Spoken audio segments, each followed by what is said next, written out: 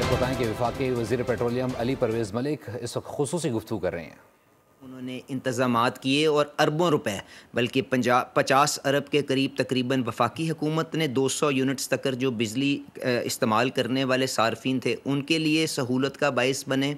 اور اس کے بعد مریم نواز شریف صاحبہ نے 500 یونٹس تک لوگوں کو تحفظ دینے کی کوشش کی۔ پچھلے مہینے وزیر اعظم شہباز شریف صاحب نے 7.5 روپے کی تقریباً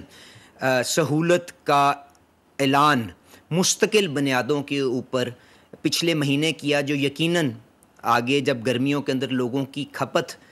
بڑھے گی بجلی کی، اس کے اندر ان کے لیے آسانی کا باعث بنے گی۔ اس کے علاوہ یہ ساری کی ساری کوششیں جو ہیں اس کو ساری دنیا سراہ رہی ہے۔ آئی ایم ایف کی ایم ڈی نے بے پناہ موقعوں کے اوپر یہ جو مشکل رستہ پر صحیح رستہ جو اس حکومت نے فیصلہ کیا ہے کہ اس نے چلنا ہے، اس کی تعریف کرتے ہوئے پائی گئی ہے۔ اسی طرح آئی ایف سی کے جو نمائندگان ہیں انہوں نے پاکستان کی بے پناہ موقعوں کے اوپر تعریف کی ہے۔ کل پرسوں جو فچ ریٹنگ ایجنسیز کی رپورٹ جاری ہوئی ہے اس کے اندر پاکستان کو انویسٹمنٹ گریڈ کے طور پہ ایک مارکیٹ کے طور پہ بتایا گیا ہے، اس کی ریٹنگ کو بڑھا کے B- کر دیا گیا ہے۔ منرل سمٹ ایک بین الاقوامی ایونٹ بن کے پاکستان کی ایک مارکیٹنگ سٹوری کے طور پہ سامنے آئی ہے۔ ٹرکی سے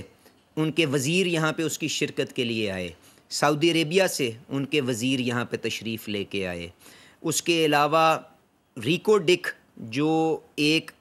6-7 ارب ڈالر کا منصوبہ ہے،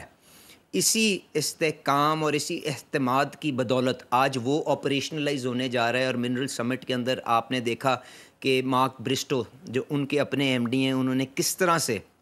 اس کی آپریشنلائزیشن اور اس کی ساری فائنینشیل کلوز کے بارے میں تفصیلات دیں۔ تو ان ساری باتوں کے کہنے کا مقصد یہ ہے کہ وزیر اعظم صاحب اپنی ذمہ داری کا احساس بھی رکھتے ہیں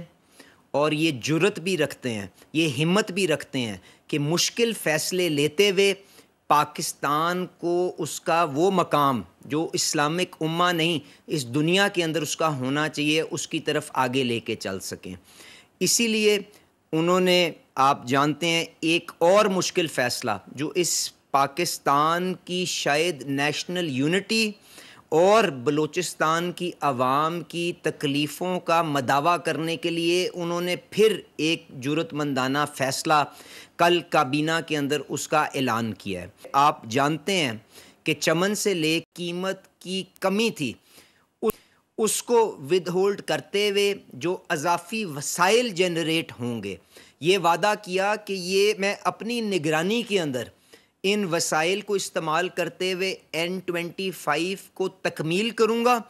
میرے خیال سے یہ وہ فیصلہ ہے جو پاکستان کی یونٹی، پاکستان کی ہم آہنگی کے لیے بے پناہ اہمیت کا حامل ہے، اور ہم سب کو اس چھوٹی سی تکلیف کو برداشت کرتے ہوئے ان کے اس عمل کے اندر ان کا ہاتھ بٹانا چاہیے، کیونکہ اس سے یقیناً ہم پاکستان کو کٹھا رکھتے ہوئے اس انکلوسیو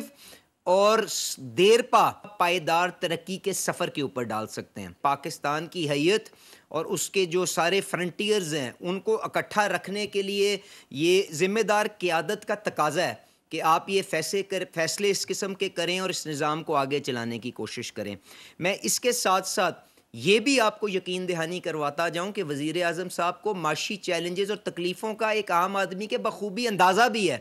اسی لیے جب سے یہ حکومت وجود کے اندر آئی ہے، اس وقت کے اندر انہوں نے تقریباً 30 سے 40 روپے کی پیٹرول کے اندر اور ڈیزل کے اندر کمی عوام میں منتقل کر چکے ہوئے ہیں۔ اور اس کے بعد آج کی حقیقت اس طرح سے ہے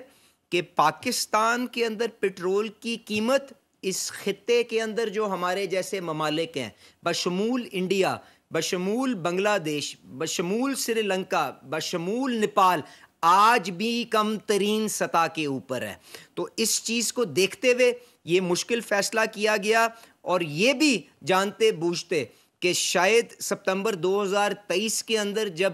بین الاقوامی منڈیوں کے اندر